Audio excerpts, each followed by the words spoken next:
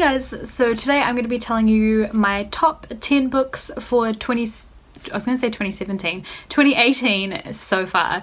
I've read quite a few good books actually, and these are my 10 favorites. They all received 5-star ratings from me. A lot of these also I have full reviews of, so if you want to know more about any of them in particular, check the info box down below, because if I've reviewed that book I'll leave it in there for you guys. So the first one that I'm going to mention is The Handmaid's Tale by Margaret Atwood. I feel like this book has been getting a lot of hype this year because of the Netflix series. I don't know if that just came out last year or this year. I've watched the first episode of that. I really need to continue with it, but I read the book earlier this year, and that was for one of my uni classes, but I was really stoked to be able to read it. So this book follows a woman called Offred, and it's in a world that's kind of in a future version of what we have now. But pretty much what's happened, and this has happened within Offred's own history. She can remember what life was like before this happened. Women are no longer allowed to work. They can either do, well, they can do types of work like being a maid or a cook or something like that, but I think they get put into that work. They don't have much of a choice about it, and they're assigned to a particular household. Any woman that might be able to have children is basically given that as her sole purpose, and she gets handed around to different households to be the person who bears the children. Or women can become wives. So this basically follows Offred, who is one of the handmaids, which is one of the women that bear children, or they hope to be able to bear children. So yeah, this has definitely been one of my favorites of the year so far. The second one that I will mention is The Hate You Give by Angie Thomas. This is a YA contemporary, and it's about a young woman called Star who one night after a party, one of her friends gets shot by police for no reason right in front of her. And she is kind of just going about dealing with the aftermath of that, and still dealing with going to school and everything.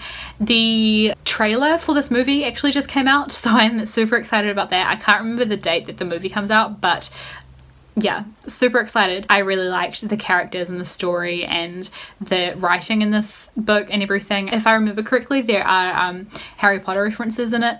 Yeah, it's just a really great novel. I really enjoyed it, so highly recommend that one. The third one that I'll mention is one that I feel been talking about like kind of a lot lately, but that is Little Women by Louisa May Alcott. This is a classic that was written in the 1800s, and it's taking place during the Civil War in America, and it's about 4 girls who are sisters living with their mum. Their dad's off in the war, and they're kind of just trying to get by.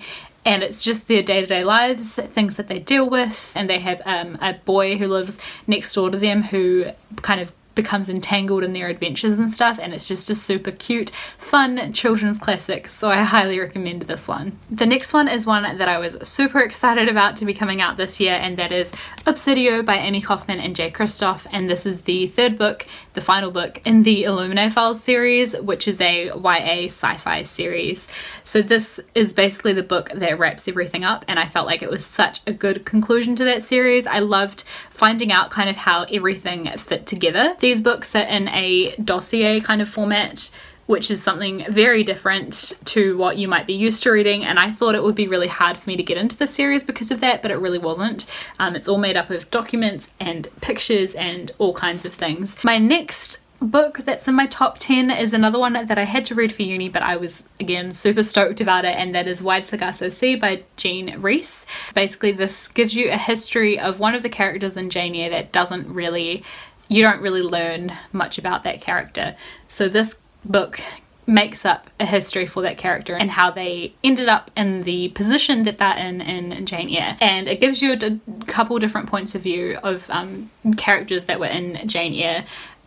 Not Jane herself, I'll just throw that out there because obviously you get quite a detailed history about Jane's life, but this is about a couple of the other characters, and it's set in mostly in Jamaica, a little bit in England as well, but mostly in Jamaica in the 1800s, and it's incredibly interesting. My next favourite that I'll mention is something kind of completely different, and that is The Crown by Kiera Cass. I just loved this book as a sequel. This is the final book in the Selection series, and it was my favourite one out of the entire Selection series. None of the other books in that series got 5 stars from me. This was the only one, but I was just so satisfied with it. It's definitely not like a great literary triumph or anything like that, but it was just so much fun and there was nothing that I disliked about it. So I think that says a lot.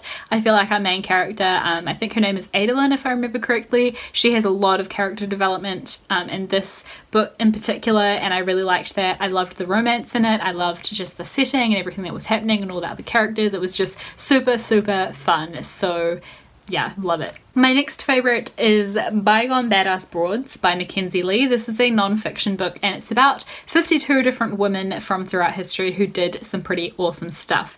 And this one is also illustrated by Petra Eriksson. So each of the women in this book has a portrait type picture of her. I'm just going to find you one to show.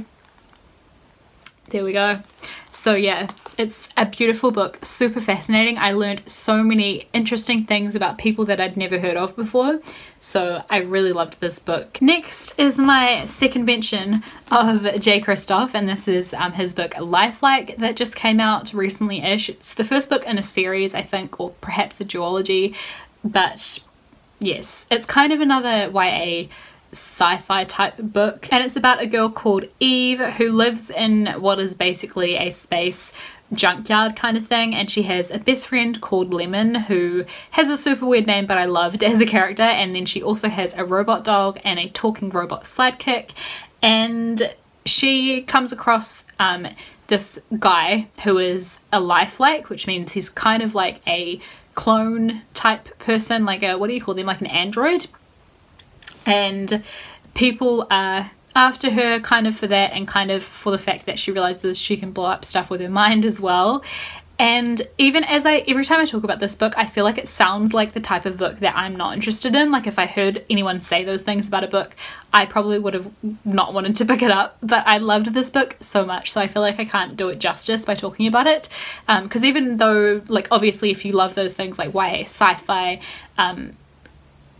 stuff like that with like robots and things, you will really enjoy this book. But even if you're like me and you're not the type of person who necessarily gravitates towards the sci-fi genre, I think you'll still really enjoy this book because the characters are fantastic.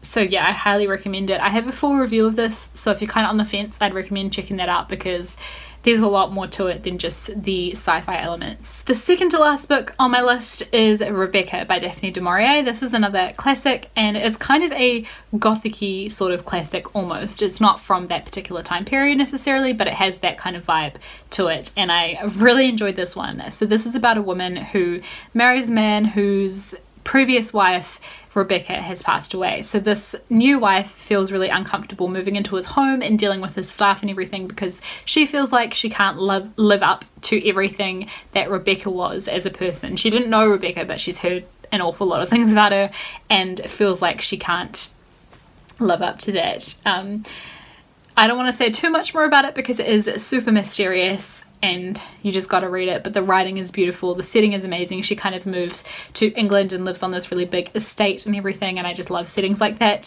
So I really enjoyed this book. I highly recommend it. And then the final book on my list, which is, you know, never fear I didn't forget it, of course, is The Secret History by Donna Tartt. This is by far, I've said it before, my favorite book that I've read this year so far, and probably my favorite book of all time. It was amazing. So this one is about a young man who is going to college for the first time, and there's a really exclusive group of students who study ancient classics, and he really wants to get in with them because he pretty much thinks that they're really cool and really beautiful and really interesting. So he kind of works hard to get into their group. But you know right from the beginning of the book that it hasn't worked out so well because one of the people in that group ends up dead by the end of the story. So then the novel is basically tracing back to the beginning of like when he first started spending time with them or trying to spend time with them and what happened from there to the point where one of them ends up dead. And so yeah, it's definitely a bit mysterious. I wouldn't say it's like a thriller or anything like that, but it's really atmospheric if you love that type of collegiate setting of like libraries and trees and bricks.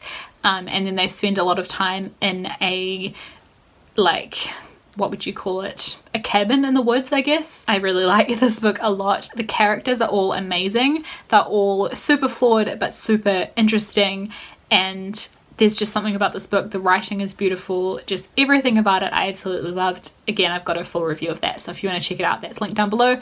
But yes, those are my 10 favourite books that I've read so far this year. So if you've read any of them, let me know your thoughts on them, or if you're going to pick them up, let me know that. And then also tell me what your #1 favourite book is that you've read so far this year, if you can pick one, or like if you had to pick one, which one would you pick? Thank you guys for watching, and I'll see you with another one in a couple days. Bye.